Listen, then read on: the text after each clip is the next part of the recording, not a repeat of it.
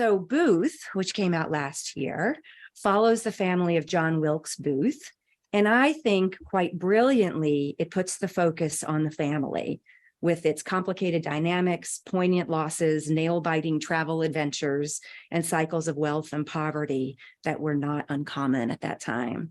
By the time John is even born, we feel like we're part of the Booth family and invested in their struggles, rooting for their happiness, and really on the side of every one of this sort of wildly diverse clan.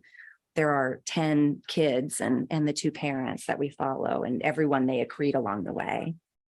It is, in my opinion, storytelling genius to have told it this way, and it breathes a sort of life and pathos and originality into a foundational American tale. You think you know the story of John Wilkes Booth, and yet you'll think of it differently after reading Karen's novel.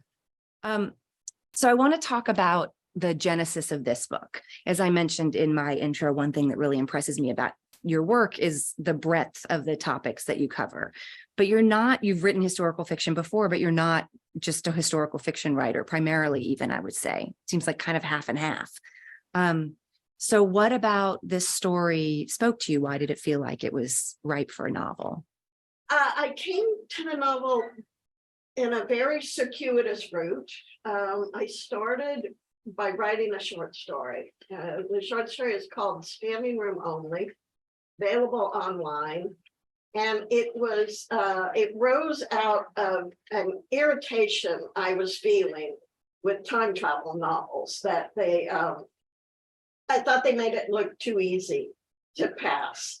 And I won't name names, but if you set the book in Scotland, you'll be close to where I was. That we live in tourist towns, and you can spot the tourists. And I think if you can spot the tourists from Kansas, you can probably spot the tourists from 200 years in the future, although probably there are time travelers in this very room bickering at me. So I started thinking of time travel as a form of tourism. I started thinking that if it were possible to time travel, there would be package trip destinations, and that Lincoln's assassination might be a place that you might take an eager group of tourists. And so I wrote this short story. And in order to do that, I did quite a bit of research on the conspiracy to kill not only Lincoln, but also Johnson. While I was researching that story, I came across another story, which involved John's older brother, Edwin. And the first time, he was a very, very successful, hugely famous Shakespearean actor. And it was about the time he returned to the stage for the first time after the assassination. I read a contemporaneous account in the New York Times of that evening. I found it very moving. I wrote a second story about that evening. And while I was doing that, I stumbled on this other extremely odd story about the father in the Booth family and how he once tried to persuade the Reverend James Freeman Clark to officiate at a burial for a group of passenger pigeons that he had bought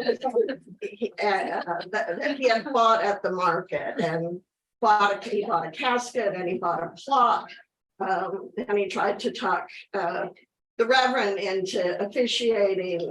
They had a long argument, which the Reverend used to officiate. But I wrote that story. By the time I had written the 3 stories, I was pretty deeply put into the Booth family. And then on a less lighthearted note, I was having one of those frequent moments of despair over the constant gun violence in the country.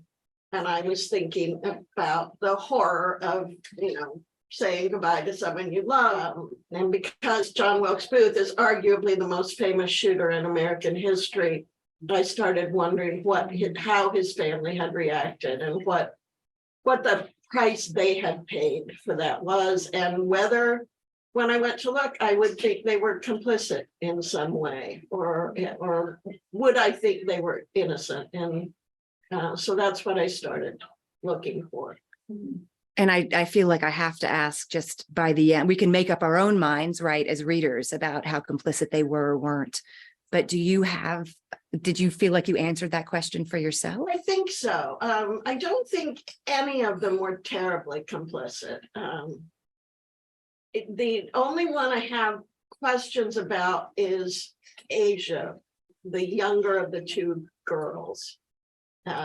She was the closest to John, and she just had more information than the rest of them had about what John was doing, how active he was in the Confederate cause, because they were living in the North. And so in order to carry out the missions he was carrying out, he had to cross over into the South. And I don't think any of the other children had any idea that was going on, or quite the extent to which he had fastened himself to the Confederate cause. But Asia did. And I do wonder if she had said something to anybody else in the family, if there could have been a way to prevent it, but probably not. John was pretty sure he was right. Right. Yeah, that does come across. And it also seems a little unclear.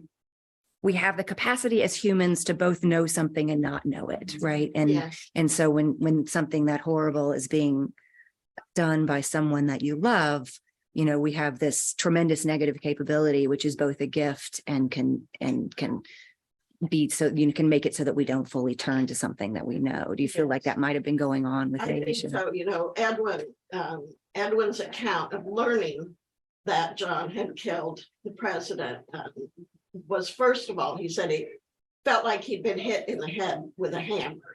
So there was clearly this moment of incredible shock, but then kind of instantly he knew it was true. There was no part of him thinking, well, that's not possible, you know, that surely that will turn out not to be true. So yes, I think. Oh, so even Edwin, you're saying yes, because on some level, right, as you put it, didn't know what he knew. Yeah. People who don't kill presidents are just as interesting as people who do. Nice. So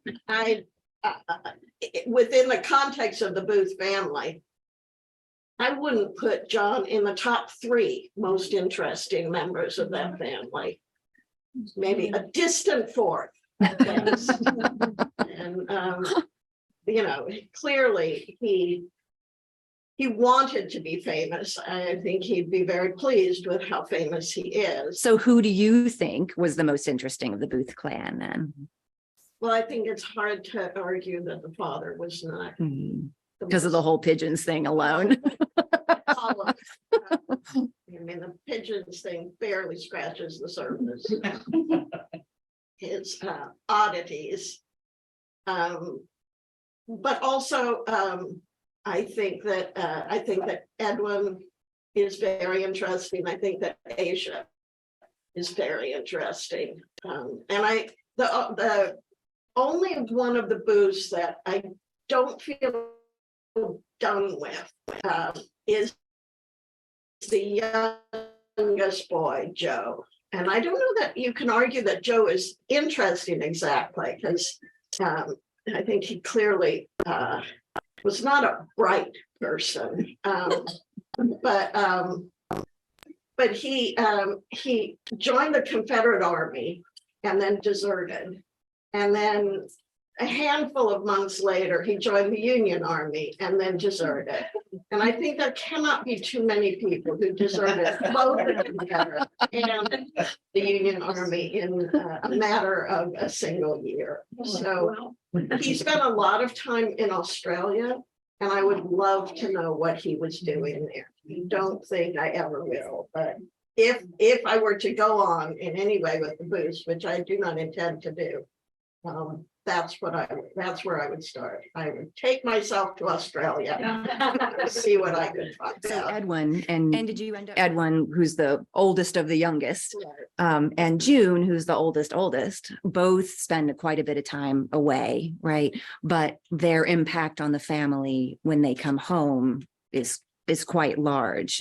Would you agree with that? I would, So- and they had an attachment to the family, and particularly, and I find this kind of odd, to the family name, a real sense of mission in terms of making sure that their father's genius was recognized, that it was not eclipsed by his bouts of insanity, and that that they had a responsibility to the name itself in some way. And again, I don't see that in Joe, but I definitely see it in Edwin and Asia and John. And it seems a little pathological almost, right? That they can't just blaze their own trail. Yeah.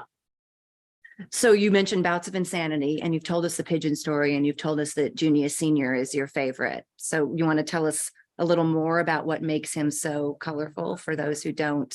I mean, he was a famous actor of the time, as I think everybody does know, but do you want to say more about the things that most stuck out to you?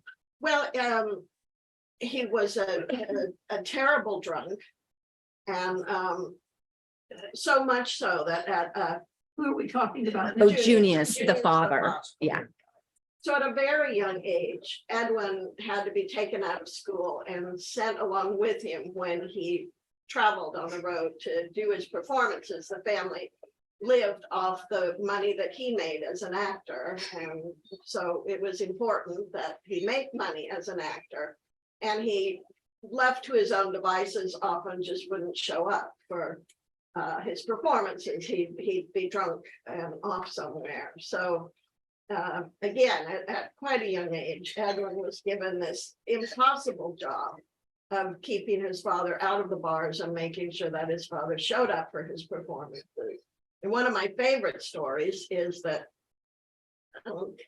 after a particularly bad bout, Edwin locked his father in their hotel room. And then, feeling that everything was under control, he went to the theater to make sure that everything was ready for his father's performance. And when he came back, he discovered that his father had bribed the innkeeper to serve him mint juleps, which he drank through the keyhole with a straw. Stories like the mint juleps are gold, right? When you're doing research and you're fictionalizing a story like this.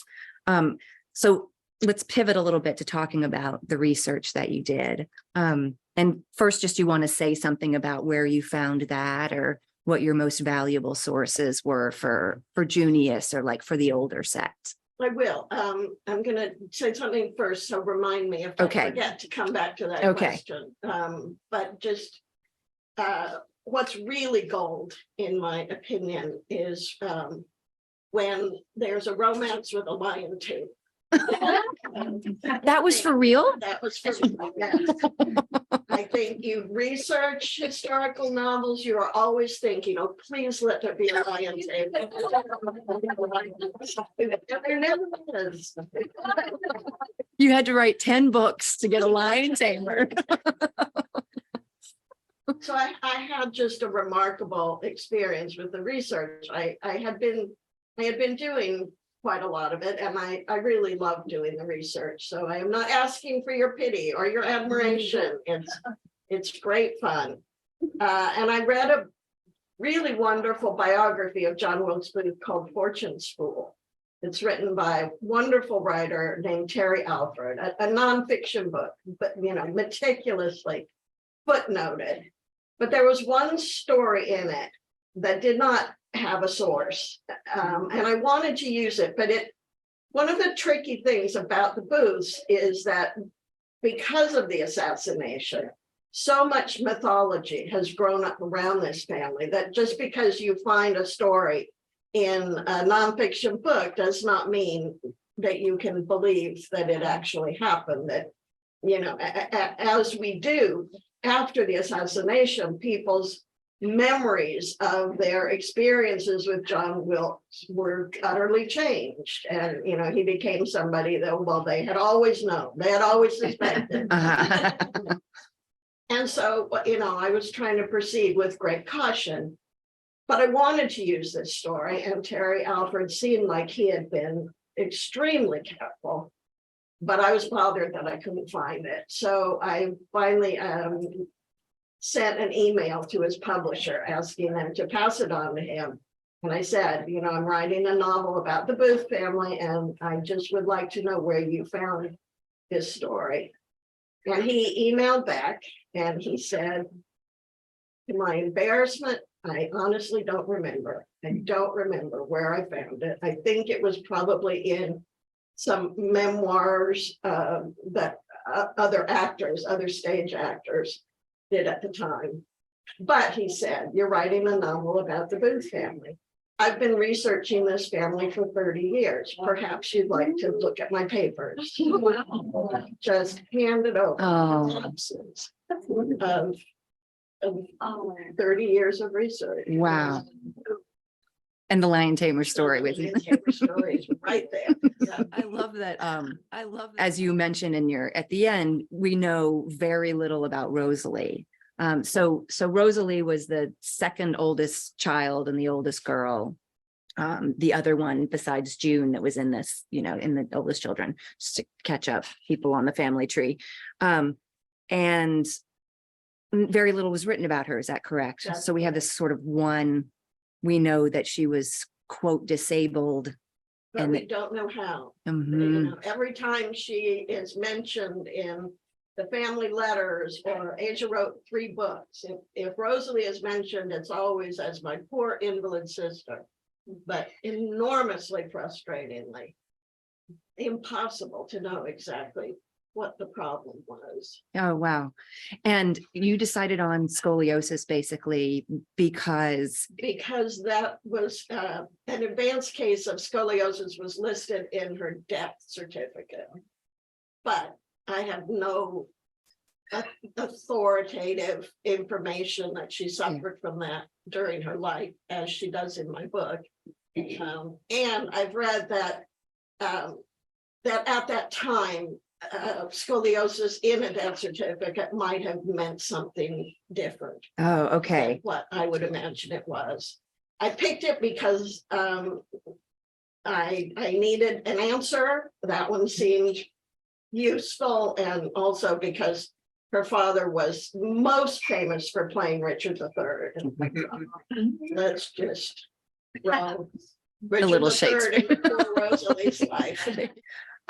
You say it was frustrating, but I'm actually curious, was it frustrating because as a writer, you needed the material, or was it frustrating because you were watching this woman be made invisible in her family, in her famous, well-documented family? I guess a bit of both. You know, my heart really did go out to Rosalie, and I have had multiple people tell me that she's their favorite character in the book. And I think, well, that's because I made her up. So she's nicer than the rest. But more, you know, just that there's a fact out there, and it seems like a fact I should be able to get my hands on. Neither I nor Terry Alford could solve that problem. And I did read, you know, many theories. One, that she was sort of feeble-minded. Well, that's clearly not true, because she did leave a handful of letters behind, and she's as sharp as can be. Another one, that she was a drunk, which seems quite possible given the family history. Why should only the boys get to be drunk? Yes, if it runs in the family, it probably runs in the whole family. Yeah. I thought the character that you created in Rosalie really made us understand her choices, and, you know, understand why very little would be left of her in the record. And that's a hard thing to do. You've got these larger than life characters. Everyone in the family is a bit larger than life and incredibly willful. And then this one person who didn't even follow her one true love. Yeah. Yeah. well, again, there's very little that's left of Rosalie's story, but what is left is pretty delightful, because not only did she have this teenage infatuation with a lion tamer, who lasted, only a matter of weeks, I think, before her father put the kibosh on the whole thing. But she lived in the memory of that one romance her whole life. And at the end of her life, she told people that it had come to nothing because he had been killed and eaten by his lions, instead of the truth, which was that he had married someone else and was running a hotel in Ohio. So although, there's not much of her, you do get a whole character just from that alone. Absolutely. The woman who would rather tell you her lost love had been eaten by lions. Married someone else. Yeah, that does not sound feeble-minded. One of the most, to me, imaginative parts of that character, imagination for your imagination, is to make her the one who hears the ghosts. So Rosalie, this happens early in the novel, so I'm not giving away very much. Rosalie hears, when she's out on the farm in the woods near the cemetery, the ghosts of the young children who have died. And so you thread this, you externalize this grief and this sort of like aura of loss. She is the only one old enough to remember the children who have died. So they play, and she is the only one old enough to remember her parents before the death of the children. So, so, the others don't have any sense of what that did to the family. And, one of the things, and this is just true in historical novels in general, that is so hard to wrap your mind around is all the dead children and how families continued, because I refuse to believe that they cared less over. So John gets kind of radicalized, I think, is not would you agree with using that word? Okay. And there's a huge rift in the family. This is a family that by and large is for the North and loves Lincoln. And anti-slavery. And anti-slavery. Yes. Yeah. So do you want to talk a little bit about how John, how are we doing on time? And then we'll open it up to questions. I had some craft questions, but we'll do that if there are none from the audience, which I don't think will happen. Do you want to talk about just a little bit about how John, what in his life radicalized him and set him on such a different path from the ideology of most of the rest of the family? I think there are a couple of possibilities, and I don't feel any assurance that I have solved the puzzle that is John Wilkes Booth. But one factor that I think is critically important is the loss of his father, and when he was 14, I think. But also, Edwin had been traveling with his father, so they knew each other very well, and John had not spent nearly the same amount of time with his father, and for all his father's instability, and he could be quite terrifying, he also had a gentleness. He was a vegetarian. He was very opposed to slavery. He was very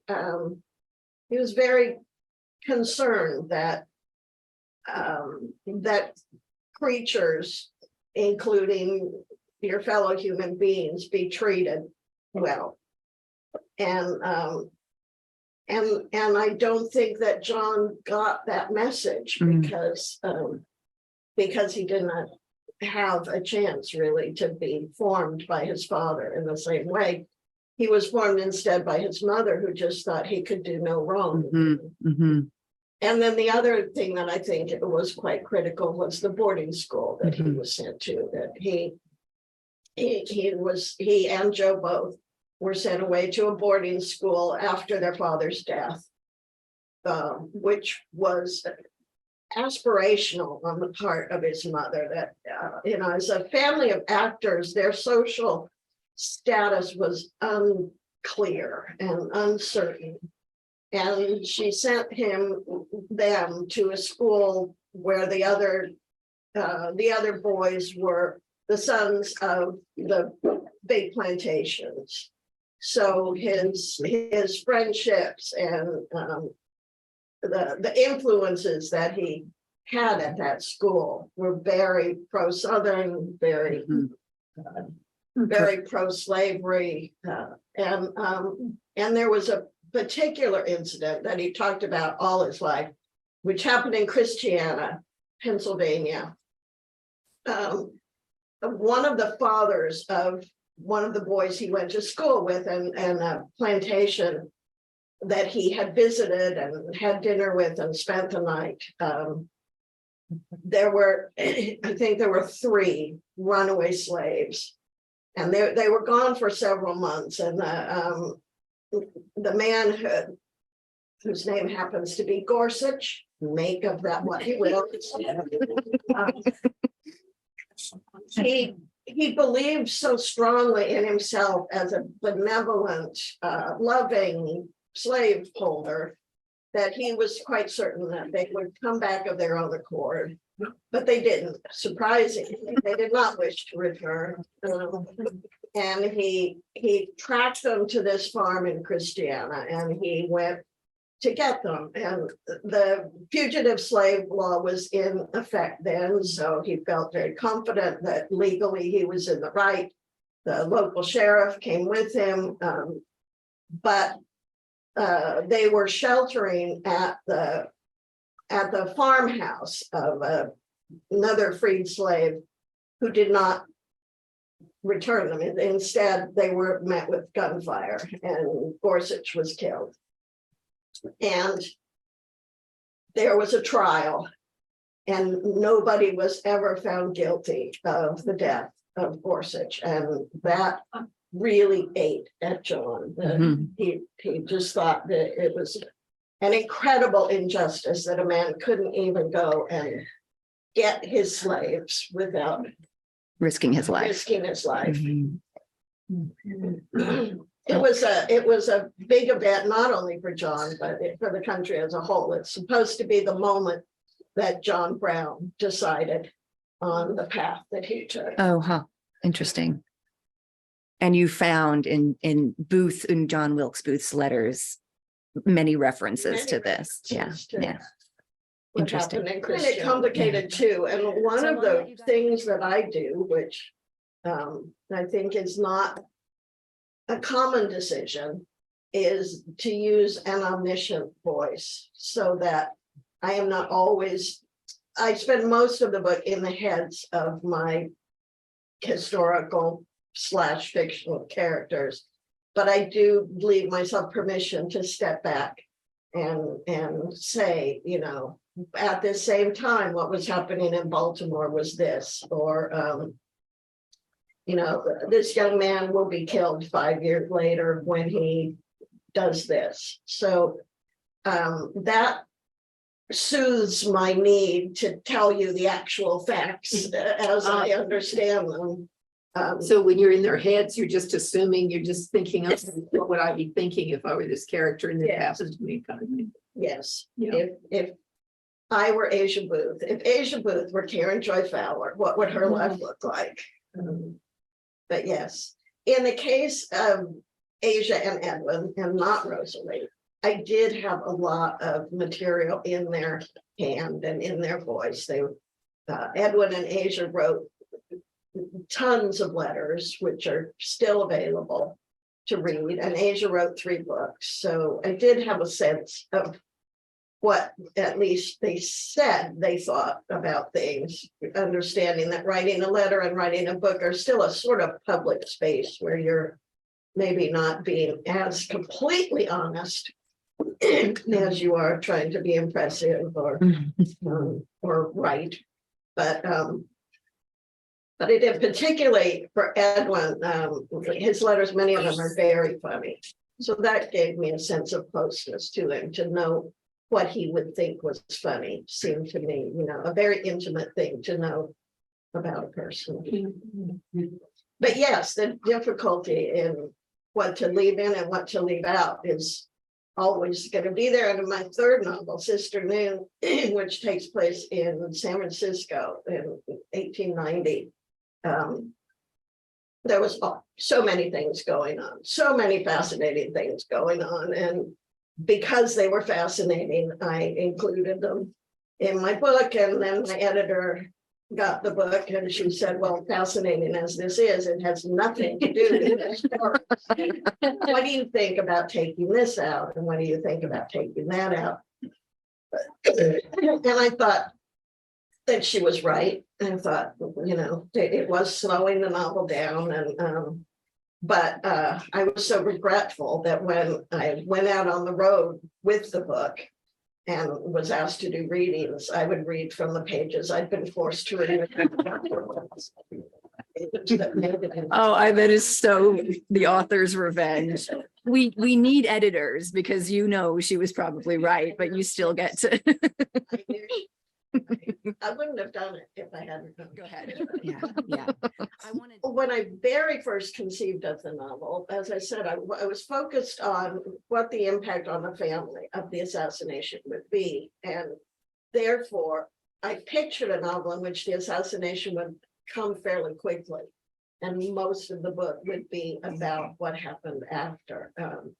But the more research I did, the more there was just too much going on in their lives before the assassination. They were too interesting.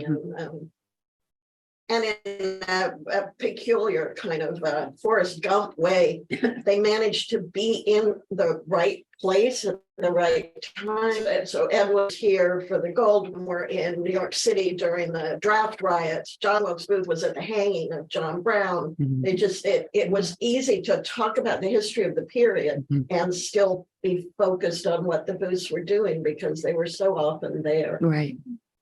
But And the other thing I was going to say, two more things I was going to say, because I just cannot be stopped.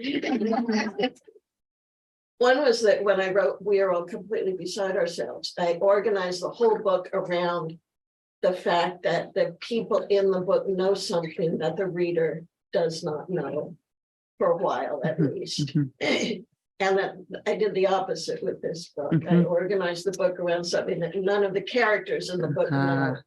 But we all do. Right. But it has really sold poorly overseas. And I am used to having kind of robust overseas sales. So I was trying to get my agent to speculate as to why this was not happening. And she said, well, you know, I think in the US and in England, where the book did sell, everybody knows who John Wilkes Booth is. You know, you go to Poland and maybe that's not true. And I think, so what if you didn't know that the book was headed towards the assassination? But it still worked a treat. I think, you know, if that was a big surprise at the end, I see no reason why that wouldn't be a completely delightful reading. You write a strongly worded letter to Poland. There was a part of me quite uncomfortable about the whole process. That it's not the first historical novel I've written, but it is the first one in which actual famous historical figures are my point of view characters. So, you know, in my third novel, Sister Noon, famous people kind of wander in and out occasionally, and you see them in the distance, but they're not, I'm not pretending that I know what was going on in their heads the way I am pretending they do with the Booths. Yeah, I felt an uncomfortableness over that. But I consoled myself that readers would certainly understand that I did not know what Edwin Booth said over dinner on any particular evening, that I was not trying to pull the wool over anybody's eyes. And so, you know, that it became, at a certain point, it became much more like dealing with fictional characters in the way that I'm used to. I'm trying I just had more information to go on. So but to give you an example, I know where they were at any given moment. And I know the things that were happening in the family. And sometimes I knew from the letters what they were feeling, but often I didn't. And so the example I'm going to give you is when Asia gets married and Rosalie moves to Philadelphia to live in Asia's house with her mother. I attribute a lot of feelings to Rosalie overdoing that. I have no evidence that she felt any of those things, but it seemed logical to me that she would. I would have felt those things. But yeah, it's tricky. And historical fiction in general, history in general, is just tricky. I feel that my husband and I have just watched the PBS series on Marie Antoinette, and KQED also had an accompanying documentary about Marie Antoinette. And one of the first things that is made very clear to you is that Marie Antoinette never said let them eat cake or anything remotely like it. And that Thomas Jefferson, I don't know that he began this narrative, but he was an early adopter of it, that somehow the French Revolution would not have happened without Marie Antoinette. And that there was something so pleasing to a number of people about this narrative in which a frivolous, spendthrift, vain, pretty woman causes this catastrophe. That, it was just irresistible. It was just an irresistible narrative. And so it was picked up, and I don't know, I can't speak to your school experiences, but that's the way it was taught to me when I was in school. And this documentary was at some pains to make it clear that none of that was the case. That, the French Revolution really cannot be laid at the feet of Marie Antoinette.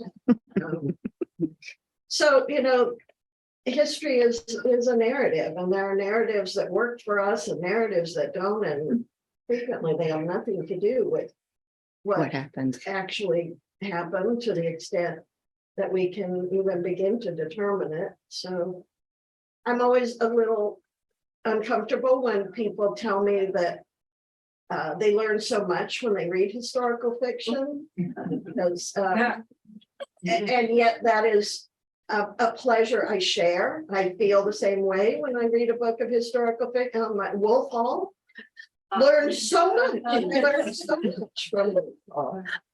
But it's also obvious that Wolf Hall is substituting a new narrative for the one that we've been given, which may be more accurate and may not be more accurate.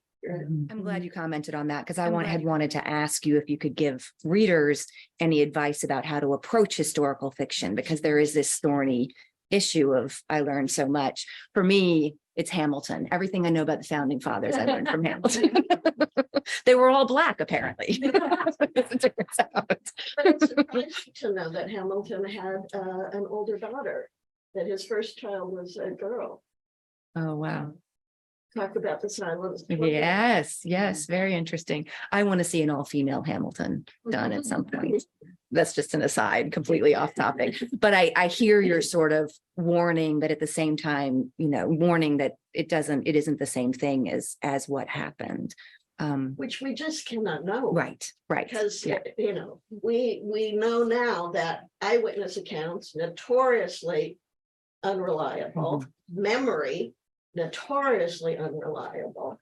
And except for, lists of how much wheat was sold in a particular village in a particular year, we don't have anything but memory and eyewitness accounts. Yeah. And I have, I've been sharing this a lot. I'm a little reluctant at how I'm opening up my whole family, but I have my personal experience, which is that I was told all my life that I had an ancestor who fought in the Civil War. His name was Tom Burke. He fought for the Union.